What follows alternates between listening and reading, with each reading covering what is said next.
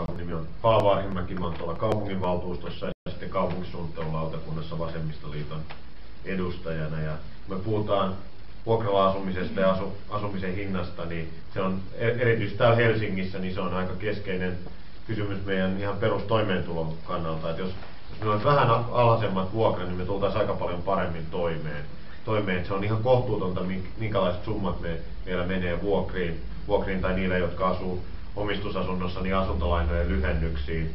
Että on monesti se on 60% voi käteen jäävistä tuloista mennä ja silloin ymmärretään, että meillä menee valtaosa siihen. Ja tähän puuttuminen on avain siihen, että me voitaisiin taloudellisesti tavalliset ihmiset vähän paremmin. Ja silloin tarvitaan vahvaa semmoista asuntopolitiikkaa, joka tähtää siihen, että me saadaan kohtuuhintaisia asuntoja, vuokra-asuntoja ja myös omistusasuntoja. Ja myös entistä enemmän osaomistus- ja asumisoikeusasuntoja.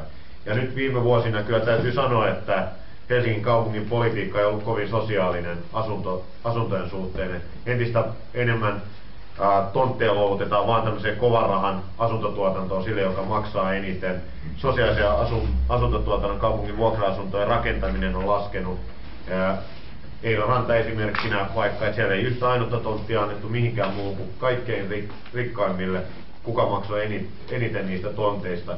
Ja tarvittaisiin selvästi niin kuin tämmöinen suunnanmuutos. Ja nythän on tulossa uusi asunto-ohjelma, johon kytketään myös maankäyttö, niin siinä kyllä nyt mitataan sitten se poliittinen linja.